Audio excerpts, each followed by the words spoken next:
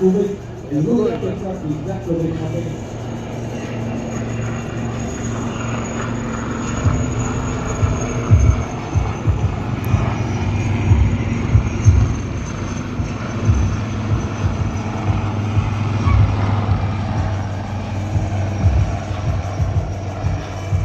A section of infantry soldiers in the battle area to sanitize and secure the landing zone.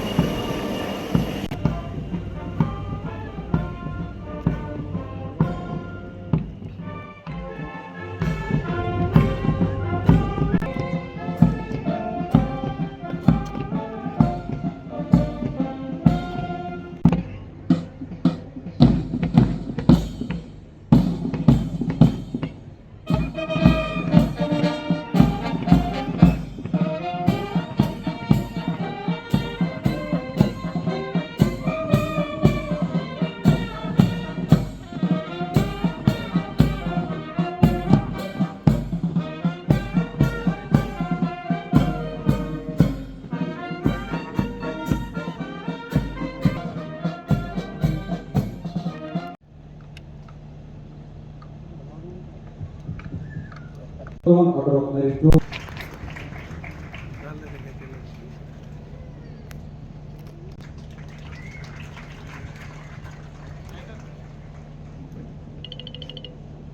Now, the trophy winners of Basic RTA Course Series 3, External Pilot.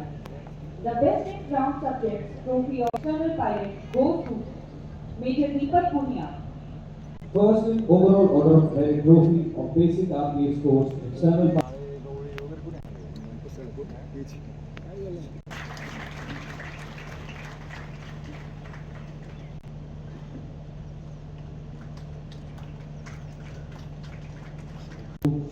Captain Ishan Chandewal.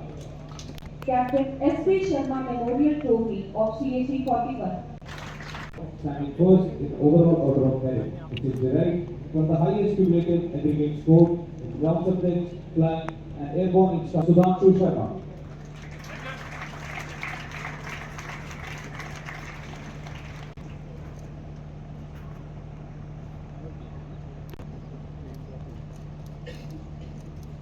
Lieutenant General Ajay Kumar Suri, Officer Sivamadi.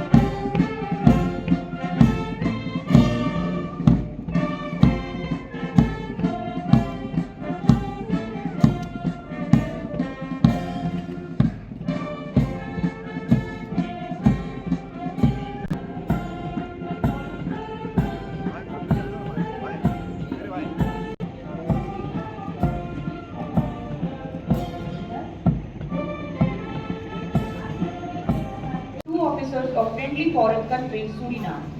Out of these, today 8 officers are graduating on its instituted for felicitating student officers who excel in Suri, Ati Vishisht Seva Medal, Director General and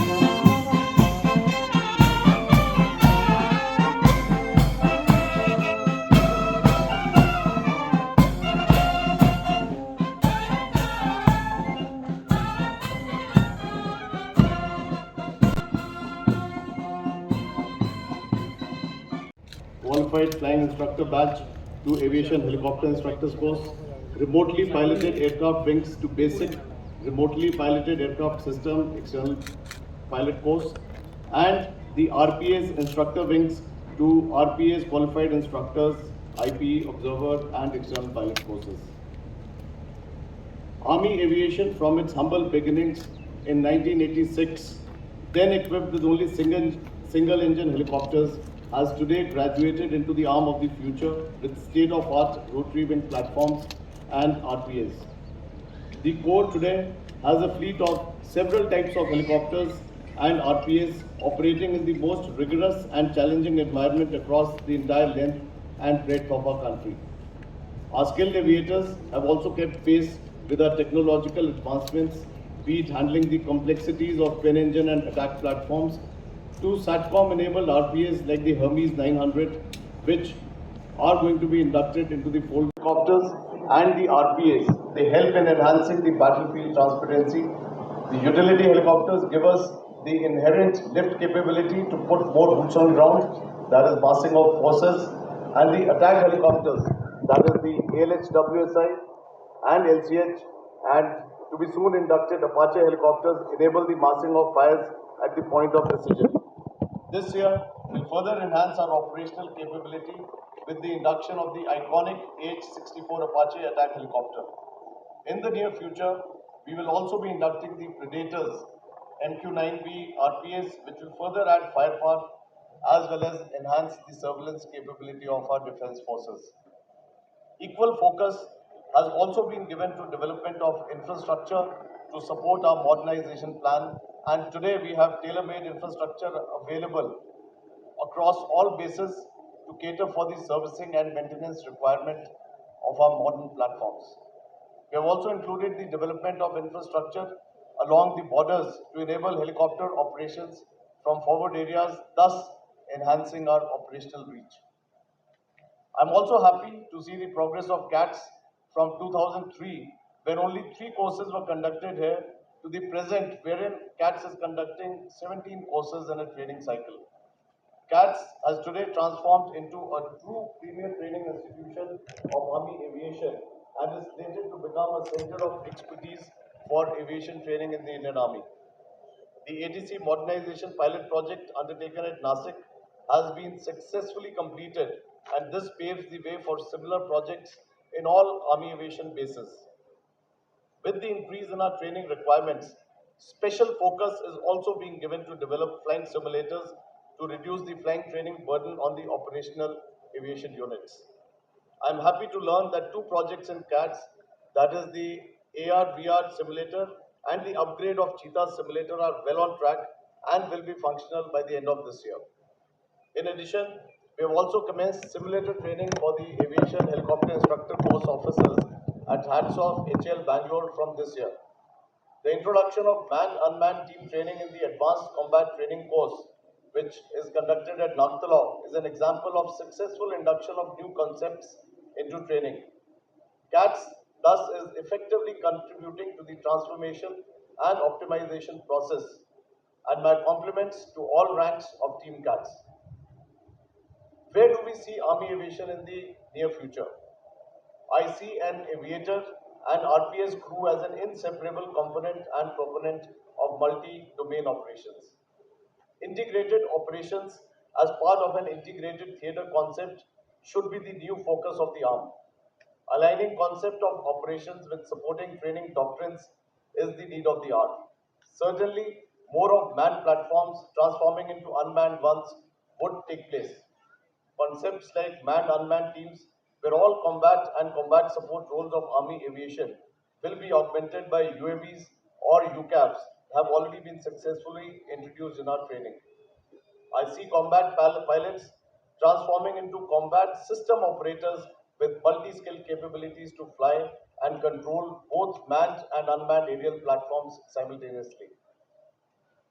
Therefore, technology needs to be in the DNA of each aviator, and I'm sanguine that the aviator of today will embrace it with open arms so as to be able to survive the battlefield of tomorrow.